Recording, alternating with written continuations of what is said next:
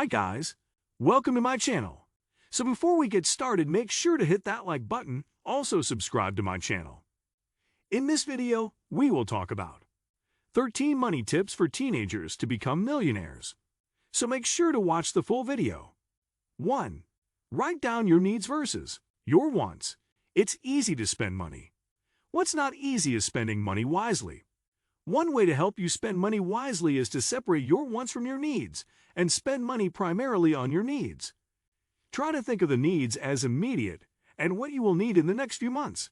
Write down what you need with those costs in one column and write down what you want and those costs in another column. Ask yourself, can I do without these wants? And are there alternatives to my wants? For example, you have decided that you need a cell phone. Is a used cell phone an alternative to a brand new cell phone, freeing up money to spend on other items you need? Writing them down helps you prioritize your spending. 2. Start the savings habit. Starting to set money for the future aside now, while you are young, can start a lifetime of healthy savings. You brush your teeth twice a day, and you don't even think about it because it has become a healthy habit. So now, when you have any income, put away some money for the future.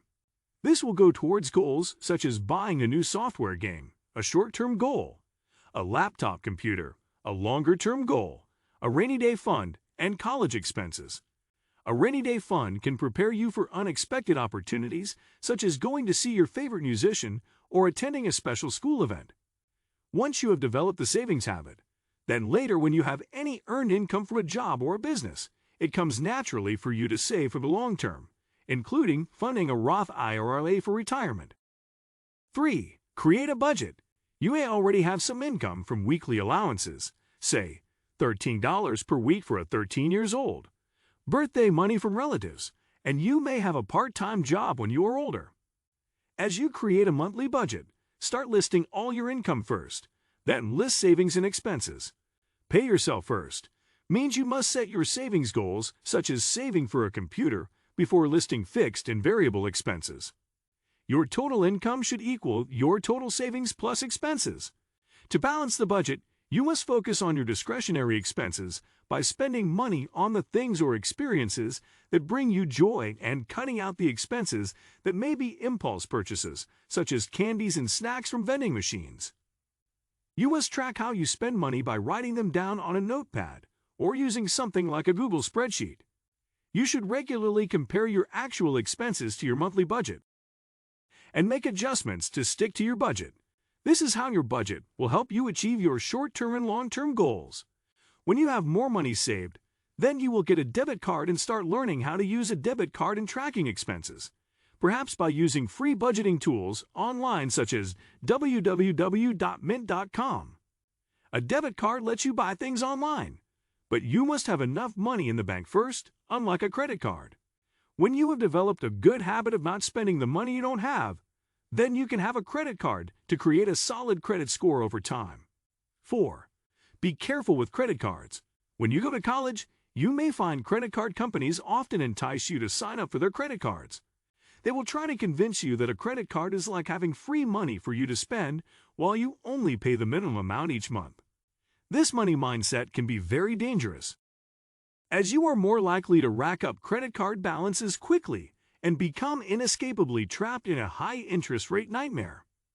For example, a $3,000 credit card debt with an 18% interest rate will take nearly 22 years to pay off, making only minimum payments, with more than $4,100 in interest charges accruing over that time. Before you charge the card, you must have the money in the bank to pay off the credit card balance on time each month. If you are late in payments, you will pay the late penalty, and that will negatively affect your credit score. A high credit score lets you take out a car loan, or even a mortgage to buy your first home, at a low interest rate in the future, saving money on the interest you will pay over time. 5. Be a smart shopper. Plan ahead weekly by making a list of groceries and stick to the list. Consider using recipes that use low-cost, healthy ingredients such as tuna, eggs, beans, and lentils. Eat before you shop to avoid impulse purchases. Compare prices online, especially on clothing and shoes. Take college classes in high school when they're free or cheaper. Someday when you start looking for the right college, you will do more research online, talk to counselors, and visit some colleges. By taking some AP classes now, you can finish college early and save tons of money. 6. Get a job. In order to increase your income and gain valuable life experience, you can get a part-time job when you're old enough, or start a side business that matches your skills and what you enjoy doing. If you like taking care of kids, you can be a babysitter. If you love dogs, you can walk dogs for your neighbors. If you enjoy being in the garden, you can pull weeds, plant vegetables, grow flowers, and mow the lawn. If you can bake great cookies and muffins, you can sell them to raise money.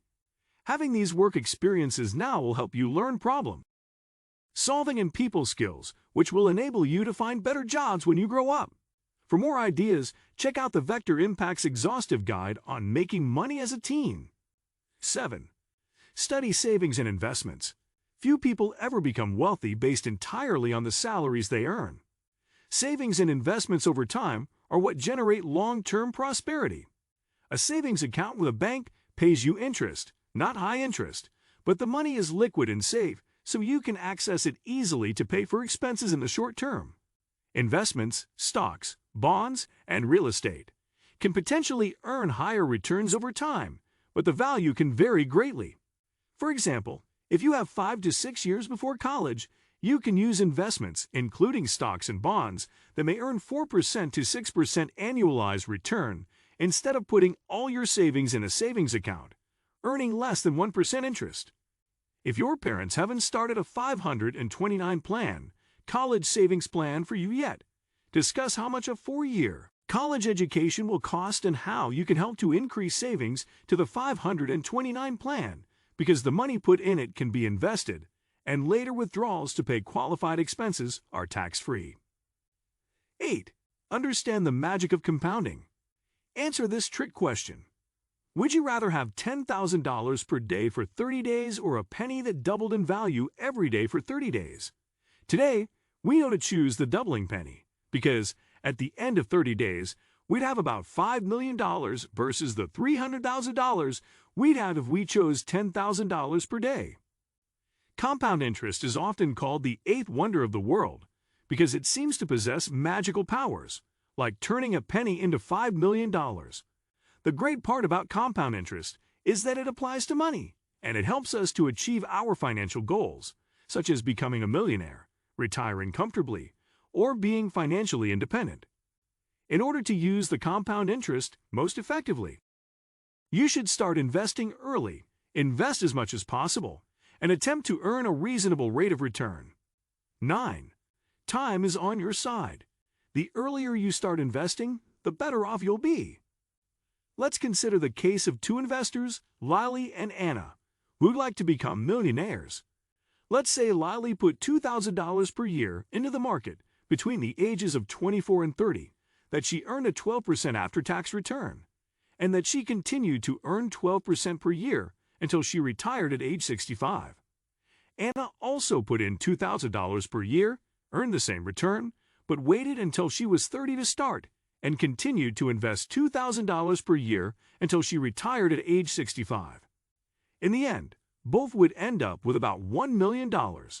However, Lily had to invest only $12,000, $2,000 for 6 years, while Anna had to invest $72,000, $2,000 for 36 years, or 6 times the amount that Lily invested, just for waiting only 6 years to start investing. It's clear the magic of compounding can work magic when you have more time. In addition, when you have more time, you have the capacity to take greater investment risks to aim for higher returns, because your portfolio has enough time to recover from stock market downturns. 10. Give generously. When you share your toys and games with your friends, it's a lot more fun than playing with them by yourself.